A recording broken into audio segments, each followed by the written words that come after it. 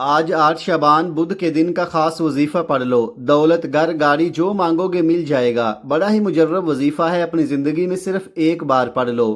ساری پریشانیاں ختم، ساری خواہشیں پوری، بے شک آزما لو۔ بسم اللہ الرحمن الرحیم۔ آج ماہ شعبان کی 8 تاریخ بدھ کے دن یہ خاص وظیفہ پڑھنے سے 7 آسمانوں اور 7 زمینوں کا رزق آپ کے قدموں میں آ جائے گا۔ ہر طرف سے رزق اور دولت بارش کی طرح برسے گا۔ اگر آپ رب کریم کے معجزات کو کھلی آنکھوں سے دیکھنا چاہتے ہیں، رحمتوں برکتوں کی بارش دیکھنا چاہتے ہیں، رزق اور دولت سے مالا مال ہونا چاہتے ہیں، تو آج یہ وظیفہ بتائے گئے طریقے اور ترتیب سے پڑھنے کی دیر ہے۔ رب کریم آپ پر رزق اور دولت کی بارش برسا دیں گے۔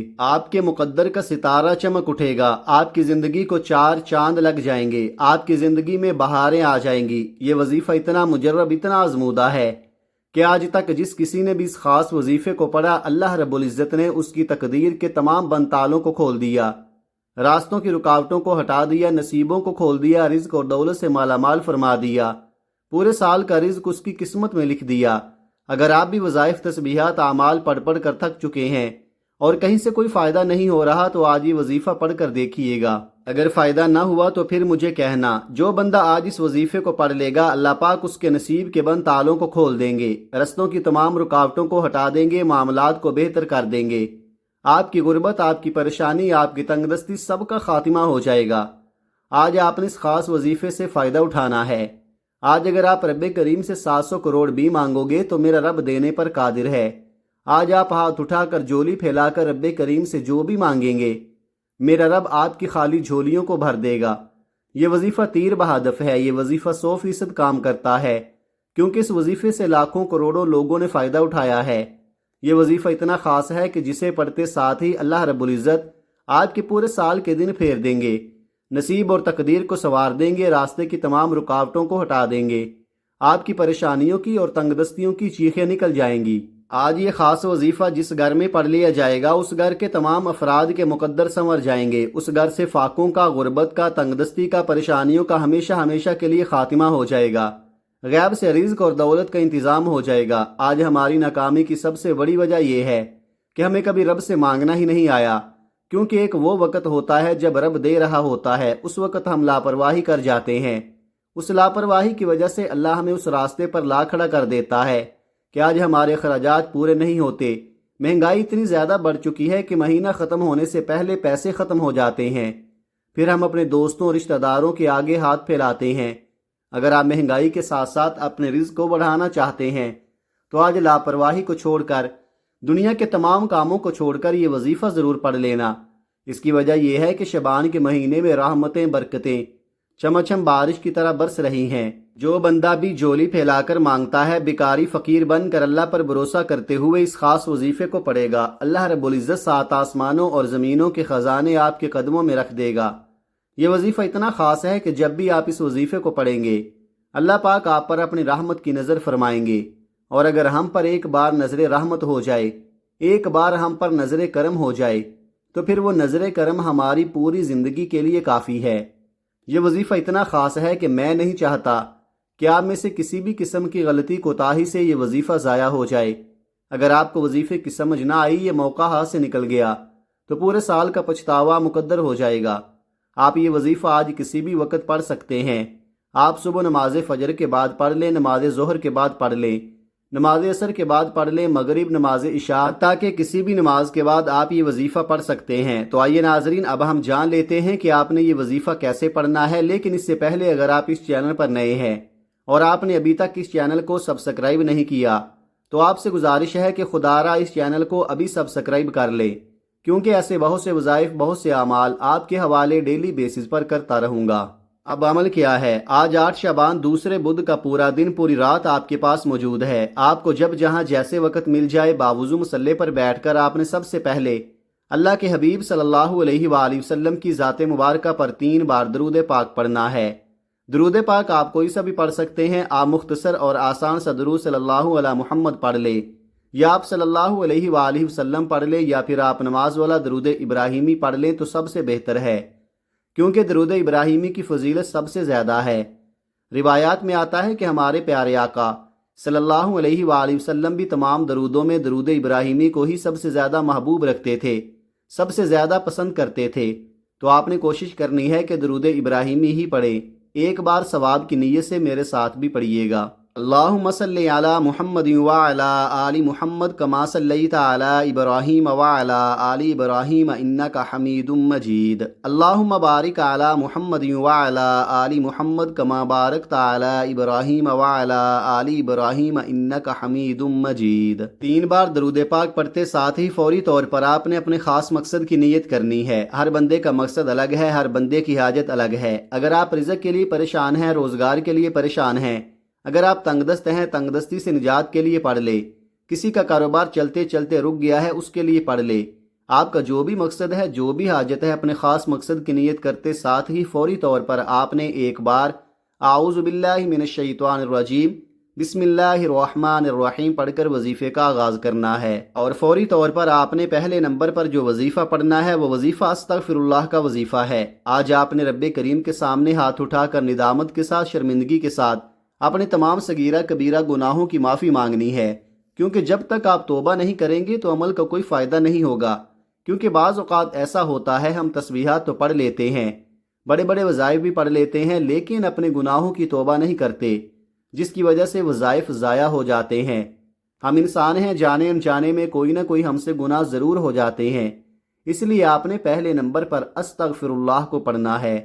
کیسے پڑھنا ہے اور کتنی بار پڑھنا ہے، توجہ کیجئے گا۔ استغفر اللہ 1 بار ہو گیا، استغفر اللہ 2 بار ہو گیا، استغفر اللہ 3 بار ہو گیا۔ اس طرح سے آپ استغفر اللہ کو ہاتھوں کی انگلیوں پر پڑھ لیں یا تسبیح کے دانوں پر پڑھ لیں۔ آپ نے صرف 70 بار پڑھنا ہے۔ جب آپ استغفر اللہ کو پڑھ کر اپنے گناہوں کو بخشوا لیں گے تو پھر بندہ ایسے ہو جاتا ہے جیسے ابھی ماں کے پیٹ سے پیدا ہوا ہو۔ پھر آپ رب کریم سے جو مانگو گے، منہ سے نکلی ہر بات پوری ہو جاتی ہے۔ آج ہر ناممکن حاجت ممکن ہو جائے گی۔ جب آپ پہلے نمبر پر استغفر اللہ کو 70 بار پڑھ لیں تو اس کے بعد پھر آپ نے دوسرے نمبر پر کون سا وظیفہ پڑھنا ہے؟ یہ وظیفہ بھی ایک خاص اسم اعظم ہے، جو رب کی ایسی خاص صفت ہے جس کو پڑھتے ساتھ ہی راستے بن جاتے ہیں، بگڑے کام سنور جاتے ہیں، مشکلات ختم ہو جاتی ہیں، پریشانیاں ختم ہو جاتی ہیں، بندشیں ٹوٹ جاتی ہیں۔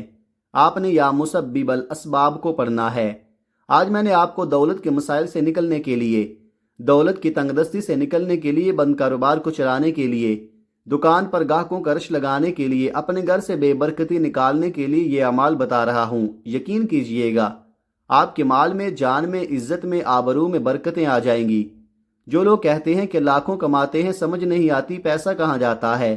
آج 8 شعبان دوسرے بدھ کے دن یہ اعمال پڑھنے کے بعد اللہ سے مانگے، میرا رب جھولیاں بھر بھر کر نوازے گا۔ یا مسبب الاسباب کا مطلب کیا ہے؟ غیب سے اسباب بنانے والی ذات، غیب سے راستے بنانے والی ذات، غیب سے مدد بھیجنے والی ذات۔ اگر آپ غیبی فرشتوں کی مدد چاہتے ہیں تو آپ نے دوسرے نمبر پر یا مسبب الاسباب کو پڑھنا ہے۔ کیسے پڑھنا ہے اور کتنی بار پڑھنا ہے، ملاحظہ کیجئے گا۔ یا مسبب الاسباب 1 بار ہو گیا، یا مسبب الاسباب 2 بار ہو گیا، یا مسبب الاسباب 3 بار ہو گیا۔ اس طرح سے آپ یا مسبب الاسباب کو اپنے ہاتھوں کی انگلیوں پر پڑھ لیں یا تسبیح کے دانوں پر پڑھ لیں۔ آپ نے صرف 11 بار پڑھنا ہے۔ جب کوئی بندہ یا مسبب الاسباب پڑھتا ہے تو رب کریم اپنے نام یا مسبب الاسباب کے طفیل اتنے راستے بناتا ہے کہ بگڑے کام سنور جاتے ہیں۔ پھر آپ جس طرف قدم بڑھاتے ہیں، کامیابیاں مقدر ہو جاتی ہیں۔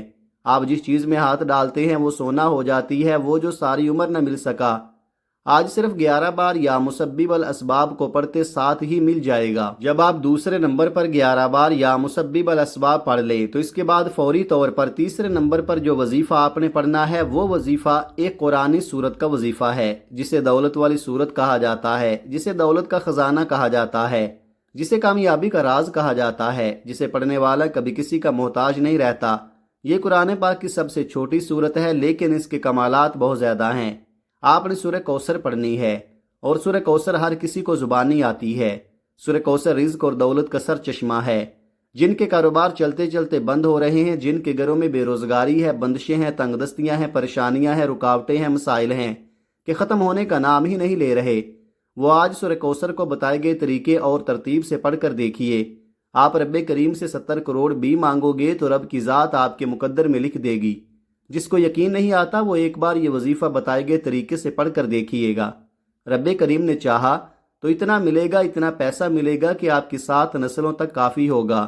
سورہ کوثر کون سی ہے؟ تلاوت سماعت فرما لیں۔ اعوذ باللہ من الشیطان الرجیم، بسم اللہ الرحمن الرحیم، انا اعطیناک الکوثر فصل لربک وانحر ان شانئک ھو الابتر۔ سورہ کوثر کو آپ نے صرف 7 بار پڑھنا ہے، لیکن 7 بار پڑھنے کا مطلب یہ نہیں کہ آپ فوراً سے پڑھ کر جان چھڑا لیں۔